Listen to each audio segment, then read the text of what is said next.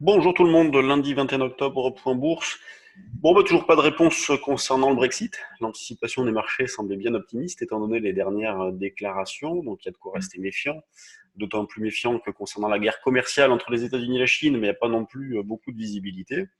Donc, dans la continuité de ce que l'on fait depuis plusieurs jours, semaines, eh bien, on va continuer de s'appuyer sur les options, hein, surtout, pour faire des opérations, donc principalement des stratégies notamment de synthétique, hein, toute synthétique en ce qui me concerne, pour profiter des retracements, considérant que le potentiel de hausse à l'approche des 5700 n'est pas énorme. Si la hausse devait se poursuivre, bon, elle restera laborieuse, avec parfois des écarts violents. Donc, moi, je continue à travailler comme ça. Sinon, la tendance de fond, elle, reste haussière. Il n'y a pas de remise en question. On achète principalement sur des replis. Vous voyez, en intraday pur, on pourrait essayer d'acheter sur 15-20. Alors, le 20 a déjà été fait, mais on pourrait très bien acheter par exemple à 16,5 dans l'idée de viser 35, voire même 45. Pour ceux qui travaillent en synthétique, bah, c'est plutôt vendre sur des rebonds. Alors pourquoi pas dans la zone des 60, 65 pour commencer. Vendredi, l'échéance s'est déroulée plutôt dans le calme, hein. Vous voyez, on est revenu. Bon, on a eu un petit peu de faiblesse à l'ouverture, avec notamment des grosses variations sur les actions. Ensuite, pas mal de profit warning, un petit peu de nervosité. Puis derrière, ça s'est plutôt calmé pour terminer autour de 5640 à 16 heures, qui est le prix de compensation du futur octobre. Donc, on travaille désormais le futur novembre. Il y a 2-3 points d'écart entre le cash et le futur, parce qu'on aura le dividende de Pernod pendant cette échéance-là.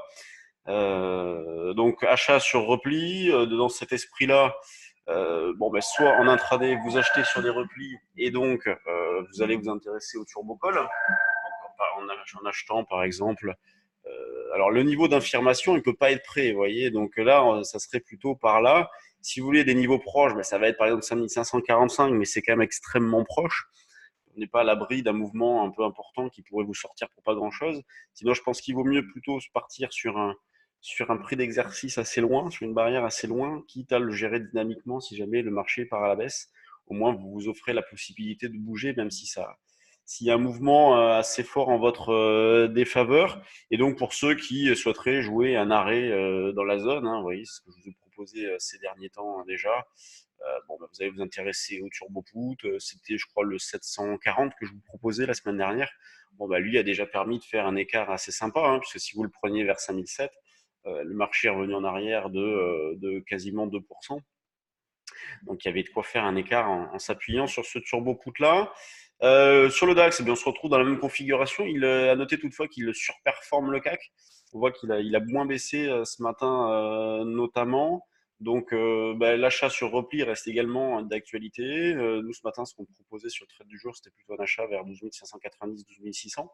Mais du fait de la nette surperformance du DAX, enfin de la bonne tenue du DAX, bon, on pourrait très bien le rapprocher avec un niveau agressif, vous voyez, sur 640, dans l'idée d'exploiter une zone d'aller-retour 640, 690 par exemple.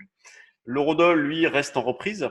Et donc, dans ces phases de reprise, en divergence avec la tendance de fond, qui reste, elle, toujours baissière, non infirmée, eh bien, il faut faire preuve d'opportunisme, de mobilité, s'appuyer sur les signaux techniques pour optimiser les prix d'entrée et surtout le timing d'intervention. Donc, vente sur rebond vers un 11, 80, 90 par exemple, dans l'idée de viser par exemple un 11, 35, 40 pour réaliser un premier écart jusqu'à un 11, 10, 15 par exemple. Ah mince, je l'ai fermé, bon, c'est pas grave. Du côté des actions du CAC, c'est assez régulier. Arcelor, plus forte hausse. Safran, plus forte baisse.